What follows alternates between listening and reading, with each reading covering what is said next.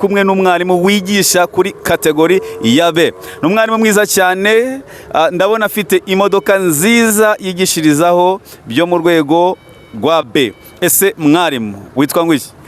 Murakoze, nitwa Byiringiro Samuel, nkaba nkorera kuri no site ya Gasabo, nkaba nigisha imodoka, gutwara imodoka kategori B nkuko umaje kubivuga. Nigisha manuel, nkigisha na automatique. Murakoze. Okay, urakoze cyane. Iri shuri ukoreramo ni welcome, ni uguhereza ikaze abarigana.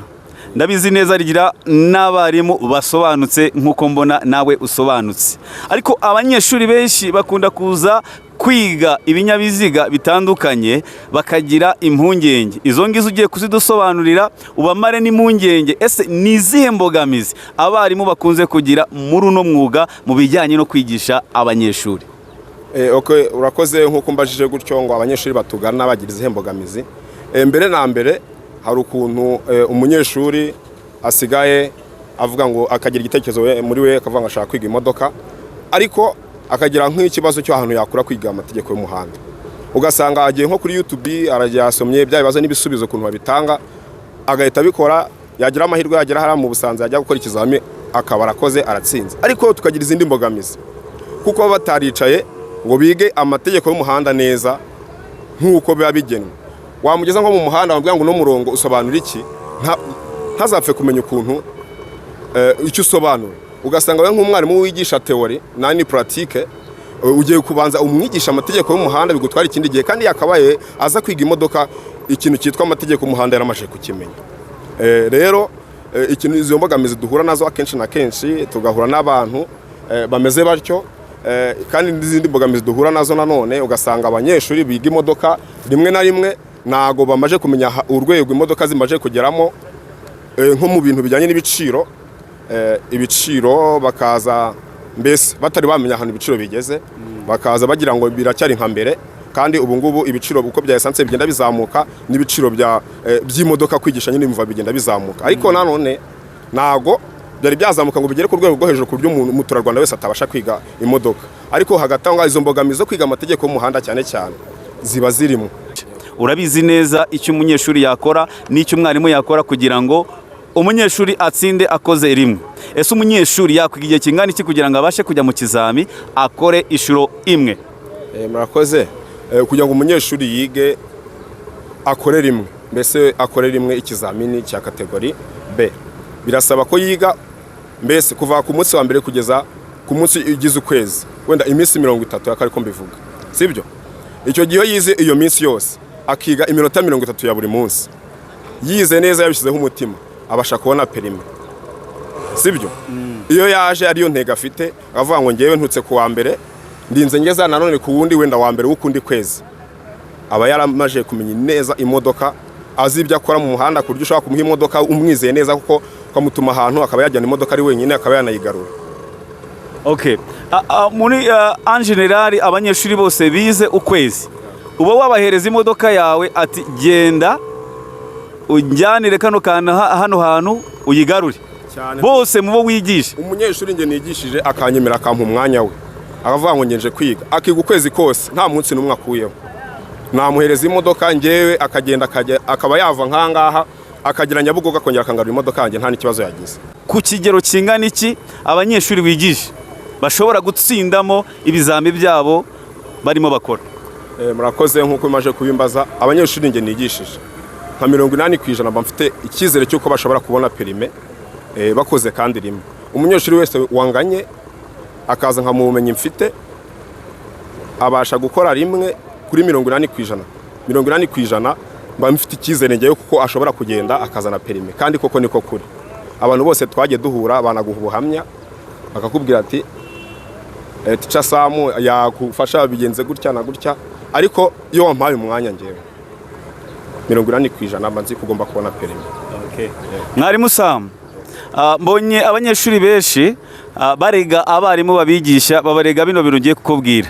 Ndabizi neza uraza kudusobanurira, usobanurire n'abarimo barakumva kuri bino bintu ugiye kukubwira.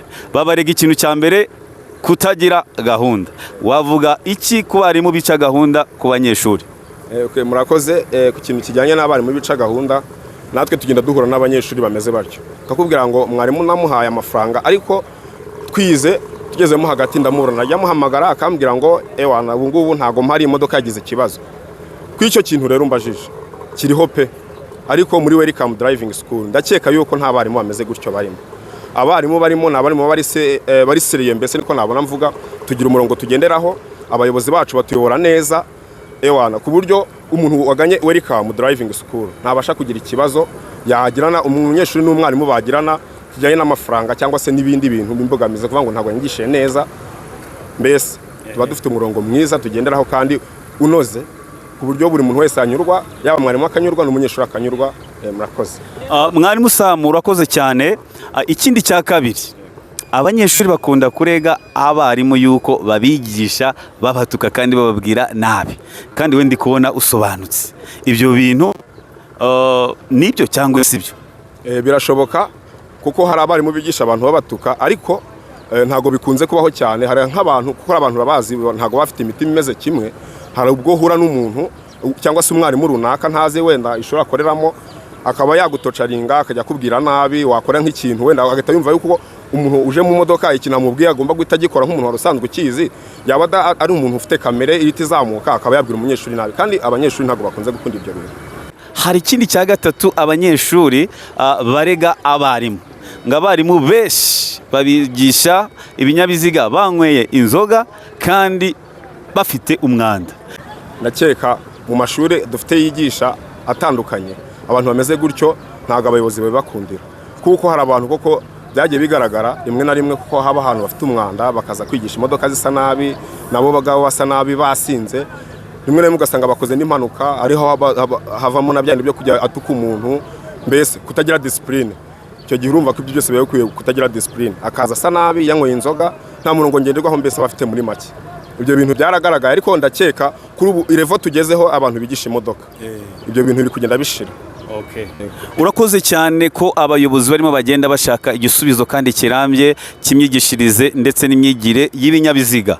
Hano rero kuri site ya Gasabo hari amakuru avuga ko mu mujyi wa Kigali, Kicukiro, Gasabo ndetse na Nyarugenge hazavugururwa uburyo ibizami byakorwagamo, aho ku modoka ntoya kuri kategori B hakorwaga ibizami by'amakona, parikingi, sirikirasiyo ndetse na demarage. Ariko mu kwa kane hari gahunda iriho yuko ibizami bizakosorwa hakajyaho icyerekezo kirambye cyo gukora ibizami. Ayo makuru narayumvise, wowe hari icyo uyatekerezaho cyangwa se hari icyo wayambwiraho?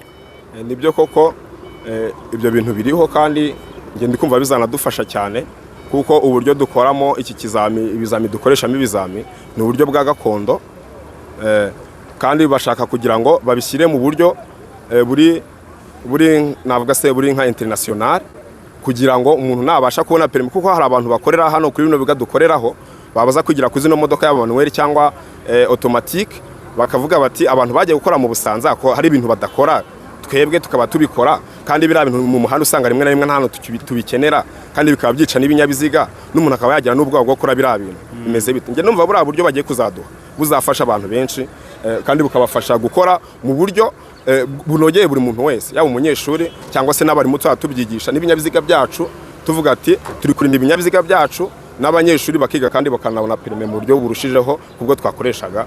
Nge ndi kumva ari bwo buryo kandi. Urakoze mwarimu Sam. Reka rero dusubire inyuma gatoya. Rwari urugendo rutoroshye kugira ngo ubashe kuba mwarimu nkawe Sam kandi uri profession. Igihe kimwe wize amategeko y'umuhanda, ikindi gihe wiga imodoka, ikindi gihe winjira muri uno mwuga. Watubwira urwo rugendo rwo kwiga amategeko y'umuhanda? Ubundi amategeko y'umuhanda wayize gute? Wayize igihe kingana iki? Byagenze gute? Byari bigoye? Byari byoroshye? Murakoze. Kugira njya gutangira kugira icyifuzo cyo gushaka perime, birumvikana ntabwo washaka perime udafite utariza amategeko y'umuhanda. Naramanje kugira ngo nige amategeko y'umuhanda, narabanjije gira icyifuzo cyo kwiga amategeko y'umuhanda, ndangije mbishyira mu bikorwa, nize ukwezi kose kandi nigishwa n'umwarimu ubifitiye impamyabumenyi. Nize ukwezi, ndangije nkora ikizamini, nkora inshuro imwe, mbona perime, ariko nayo nize, wumve ko nayo nize bihagije. Ndangije mufata urugendo rwo kongera avuga ngo reka nshake kategori, nshaka kategori ya mbere, nabanje kuri A, nkurikizaho B, nkurikizaho C nkurikizaho na D na F. Urumva yuko byose nagiye nzigenda uko zikurikirana ngenda zishyiraho, ariko ni urugendo ruba rutoroshye iyo umuntu abikoze abishyizeho umutima abagomba kubigeraho, ariko ni urugendo rutoroshye.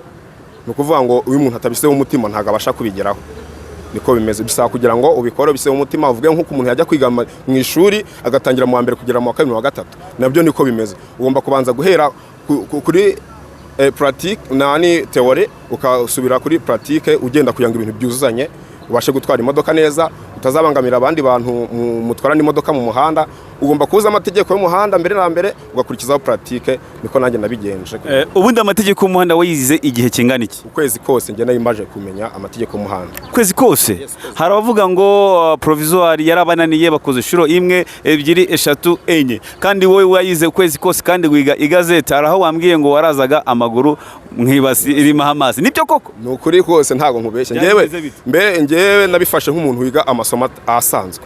Naragiye mpera ku ngingo ya mbere ndinda nsoza igazete yose ngiye nsoma. Kuko ushatse kumbaza ikibazo wambaza kikananira mu igazete ni bike cyane, ntabwo nshobora kuba nta nibirimo. Ibintu byose ngenda gerageza ku igazete rwose kabisa. Okay. Ese mwarimu Sam, iyo turebye mu bijyanye n'ibinyabiziga, ni ryari ikinyabiziga gishobora kugenda mu nzira nyabagendwa gifite moteri itaka? Nta na rimwe ikinyabiziga gishobora kugenda mu nzira nyabagendwa gifite moteri itaka, keretse igihe gikuru n'ikindi kinyabiziga. Twari twasuye abarimu bakorera kuri site ya Gasabo, mwumvise kuntu basubije, mwumvise kuntu bavuze uburyo bw'impinduka ndetse n'imyigishirize isanzwe bakunda gukora buri munsi. Twahuye n'abarimu bagiye batandukanye, mwarimu Samu n'abandi barimu mwababonye. Ibyo byose ni ibintu tugiye kugenda tubereka kuri site zigiye zitandukanye, site ya Kicukiro, site ya Muhanga ndetse n'izindi site zose zo mu gihugu. Tuzongere tubonane, ntituzaborane mu biganiro bizajya bica kuri The Change Services TV.